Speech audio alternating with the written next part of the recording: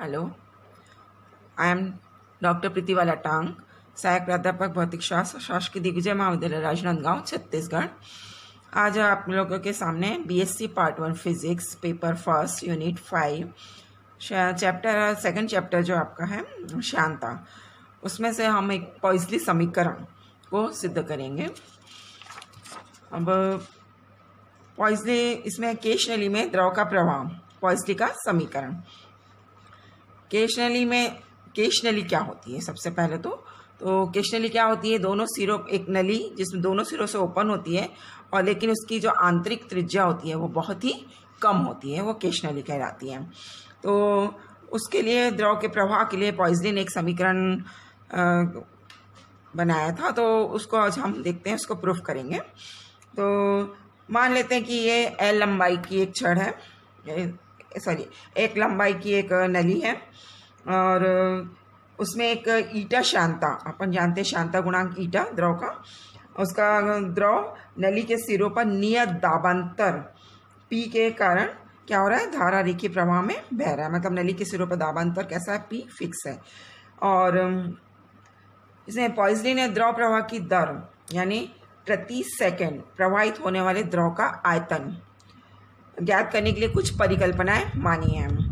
तो पहली परिकल्पना है कि नली क्षैतिज है, जिसमें द्रव के प्रवाह का गुरुत्व पर कोई प्रभाव नहीं पड़ता, गुरुत्व का कोई प्रभाव नहीं पड़ रहा है।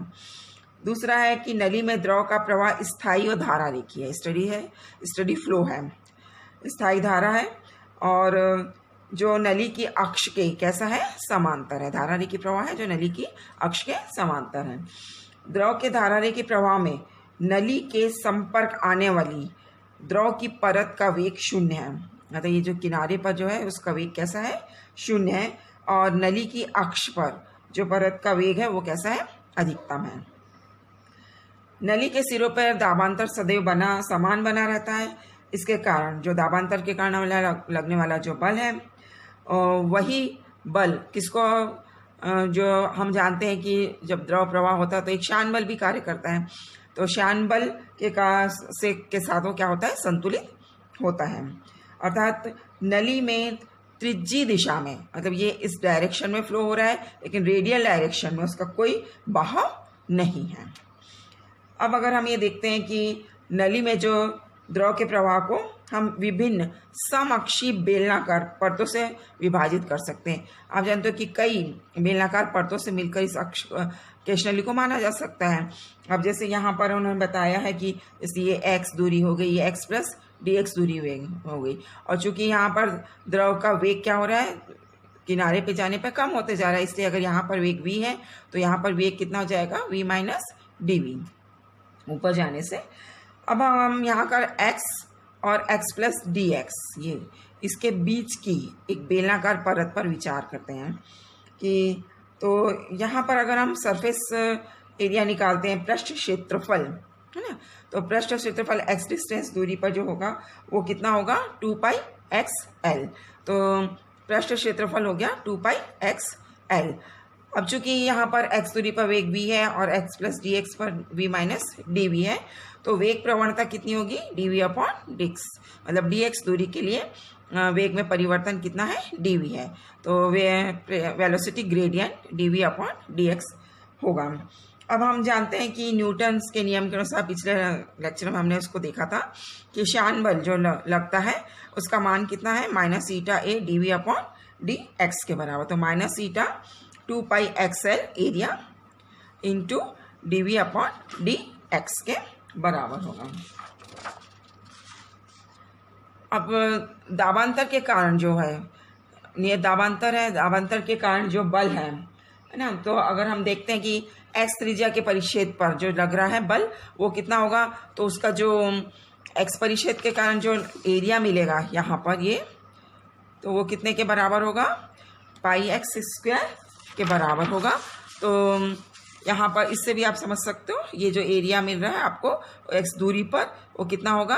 वृत्ताकार होगा, तो उसका एरिया हो गया πx² के बराबर। तो दाबांतर गुणित क्षेत्रफल, तो दाबांतर अगर p है और क्षेत्रफल कितना है? πx², तो लगने वाला जो बल हो गया दाबांतर गुणित क्षेत्रफल के बराबर हो गया।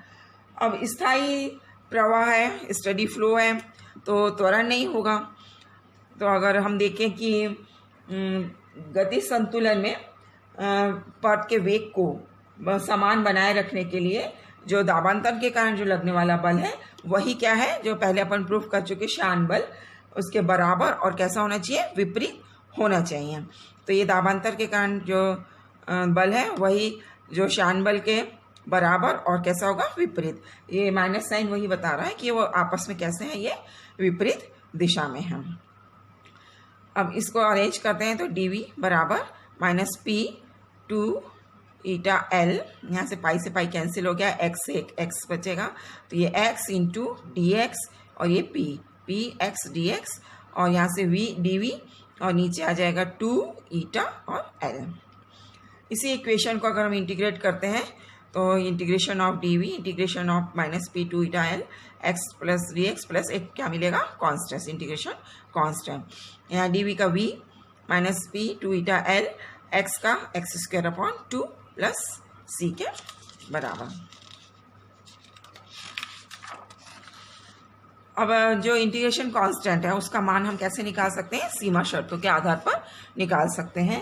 तो सीमा शर्त निकालें, चूँकि नली के दीवार के संपर्क में जो परत थी वो इससे अपन ने माने थे कि जो x बराबर r दूरी पर है वो उसका वेग कैसा है, 0 है। तो ये सीमा शर्त लगाते हैं, x बराबर r तो v बराबर 0, तो 0 बराबर minus p r square upon 4 eta l plus c के बराबर। तो यहाँ से c का मान मिल रहा है p r square 4 eta l।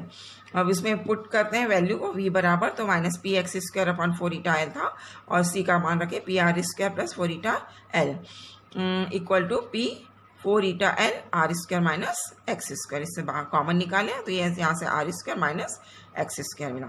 अब ये जो समीकरण है वो क्या बता रहा है, केश नली में बहने वाली द्रव की विभिन्न परतों के वेग के वितरण को बनाता है। और यहाँ पर अगर हम चित्र की सहायता से देखें तो यहाँ पर ये जो वितरण है वो कैसा मिल रहा है, हमको पैराबोलिक प्राप्त होता है। नली की अक्ष पर x बराबर अगर 0 है तो v बराबर कैसा मिलेगा, मैक्सिमम, ठीक है। और जहाँ x बराबर r है तो v बराबर कैसा है, 0। अगर इसमें वैल्यू रखते हैं अपन x बराबर r तो ये टर्म 0 हो जाएगा और x बराबर 0 रखेंगे तो ये मैक्सिमम इतना r स्क्वायर के बराबर आ जाएगा। तो ये इसका जो केश नली में द्रव के प्रवाह का जो वितरण है वो कैसा है, पैराबोलिक हमको प्राप्त होता है। अब हम x और x प्लस डी एक्स त्रिज्या वाली बेलनाकार परत के लिए निकालते हैं। अभी हमने x त्रिज्या के लिए सब निकाला, अभी हम x प्लस डी एक्स त्रिज्या वाली बेलनाकार परत में प्रति सेकंड बहने वाले द्रव का आयतन निकालते हैं। तो बहने वाले द्रव का आयतन मतलब प्रति सेकंड बहने वाले द्रव का आयतन मतलब बहने की दर। तो यहाँ डी क्यू बराबर परत का क्षेत्रफल गुणित कितना हो गया, वेग। तो 2 पाई एक्स इंटू क्या हो गया, उसका डिस्टेंस टी एक्स है, तो ये हो गया परत का क्षेत्रफल और into P upon 4 eta L और R square minus X square, ये वेग है और ये क्या है, क्षेत्रफल है परत का। डी क्यू बराबर pi P upon 2 eta L R square minus X square X D X. अब संपूर्ण नली के लिए अगर इसका मान निकालें हम कि संपूर्ण नली से प्रति सेकंड कितना द्रव का आयतन मिल जा रहा है, तो x के मान को हम कहाँ से कहाँ तक इंटीग्रेट कर सकते हैं, x बराबर 0 से लेके x बराबर r तक इंटीग्रेट करने से हमको क्या मिलेगा, प्रति सेकंड प्रवाहित द्रव का आयतन। dq का मान रखें pi P 2 eta L R square minus X square X D X, pi P 2 eta L R square X का मल्टीप्लाई कर दिए माइनस एक्स स्क्वायर बन गया एक्स क्यूब डी एक्स। अब इसको इंटीग्रेट करें तो ये आर स्क्वायर तो वैसे ही है, एक्स का करेंगे तो x square upon 2, x cube का करेंगे तो एक्स 4 अपॉन 4, 0 टू आर उसका लिमिट है। अब यहाँ वैल्यू रखो आर की, तो आर स्क्वायर और आर स्क्वायर मिलकर आर 4 हो गया अपॉन 2 माइनस आर 4 अपॉन 4, तो पाई पी आर 4। अब इसमें से इसको माइनस करेंगे तो 2 मिलेगा, सॉरी 4 मिलेगा, ये हाफ है और ये 1/4 तो 1/4 मिलेगा, तो 4 और 2 इंटू 8 हो गया, बाकी ईटा एल पाई पी आर 4। तो यही आपका क्या है, पॉइसली का इक्वेशन है। तो ये है धारा रेखीय प्रवाह के लिए द्रव प्रवाह की दर यानी प्रति सेकंड प्रवाहित दर का आयतन को बताता है, और यही पॉइसली का समीकरण। लेकिन पॉइसली के समीकरण की कुछ लिमिटेशंस है, सीमाएं हैं। जैसा कि अब है कि इसका नियम तभी तक लागू होता है जब प्रवाह स्थायी और धारा रेखीय हो, द्रव के प्रवाह का माध्य वेग क्रांतिक वेग से कम हो, नली के प्रत्येक अनुप्रस्थ परिक्षेत्र का दाब नियत होना चाहिए, नली में द्रव का कोई त्रिज्यीय प्रवाह नहीं होना चाहिए, नली की दीवार के संपर्क में द्रव स्थिर रहता है, द्रव का वेग प्रवाह का वेग क्रांतिक वेग से कम होना चाहिए, क्योंकि हम जानते हैं कि क्रांतिक वेग से कम होगा तभी धारा रेखीय प्रवाह मिलेगा।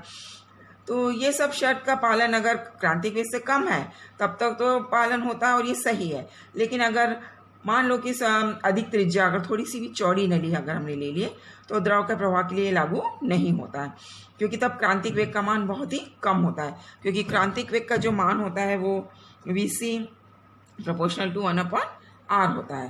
तो तब ऐसी कंडीशन में द्रव का प्रवाह क्या हो जाता है, विक्षुब्ध हो जाता है। और ये जो हमने प्रूफ किया वो द्रव के लिए है। तो नियत दाबांतर पर अगर नली में गैस का प्रवाह करें तो गैस का प्रवाह तो विक्षुब्ध प्रवाह होता है, अतः पॉइसली का सूत्र क्या है, गैसों के लिए लागू नहीं होगा। Thank you.